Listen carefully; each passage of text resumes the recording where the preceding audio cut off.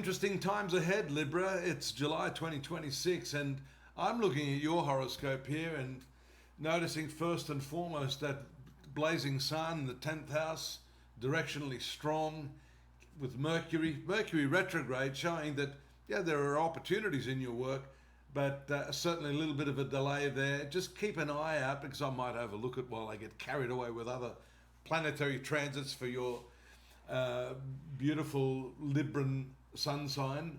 But these two constitute a very powerful combination in the workplace. I'm going to start the wheels of karma in motion so we can see the moon going off the boil on a full moon there, just moving into its dark phase at the very outset of the month, making a conjunction with Pluto in your fifth house of creativity. If you feel obsessive about creating some sort of masterpiece, here's your opportunity to do so. Mars and Uranus also in the triangular aspect to this Pluto, explosive in the ninth house.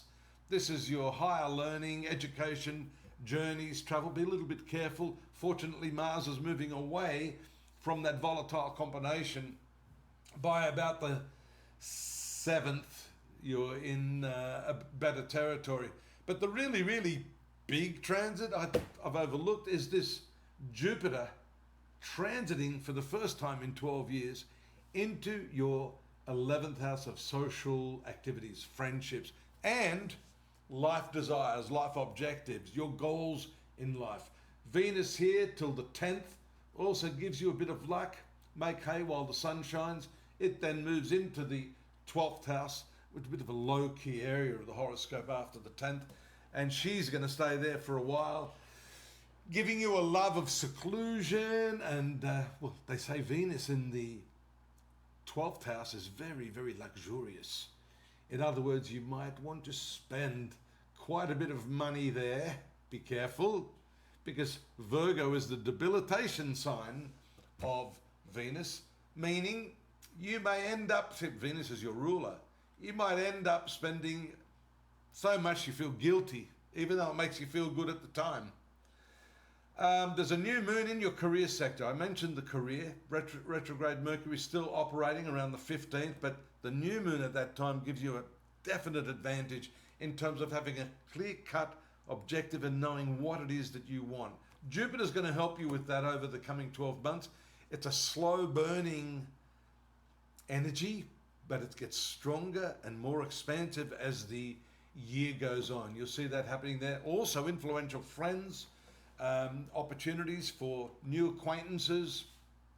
And there with that Mars and Uranus, then the moon around the 17th, 18th, conjunct with the South Node and Venus. This points strongly to overseas travel or plans to go overseas. Sometimes people will immigrate during this period. Keep your eye out on the 23rd. That powerful energy of Jupiter may be brought under control by the sun and its solar radiation. Jupiter looks like it's getting baked right now under those sunbeams. I hope it's got enough sunscreen on. There it is there, 23rd, straight into conjunction with it. That, believe it or not, is not a bad thing for you. Jupiter rules this sixth house, so it has a mixed effect for those of you born under Libra.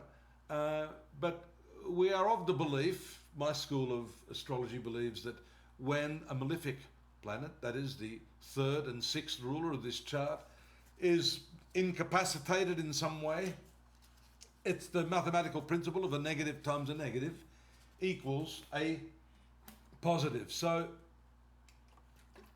that's powerful. And then that's followed up with that conjunction by the full moon in Aquarius in that fifth house. You'll notice also Mercury by this stage, out of its retrograde motion, moving back into its forward direction.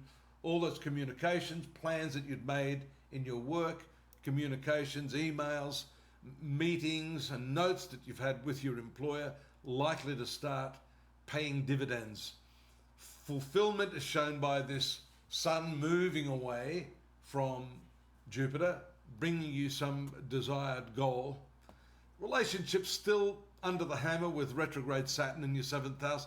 That's an even slower burning transit than Jupiter. So be patient, negotiate with your partner, and let them have their space, because Saturn there causes them to want to just be away from people. It's a rather monastic transit, and if you know anything about the tarot, you'll see that the card called the Hermit is ruled by Saturn. So interesting.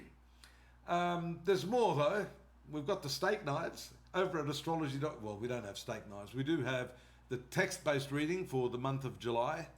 Follow those links: daily, weekly, yearly readings, Western and Chinese astrology. Loads there for you to load up on.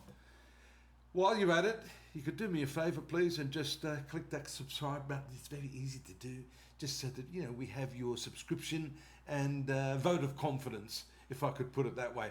And I hope you look after yourself till next month, when I see you here again, same time, same channel. Good luck. Bye-bye for now.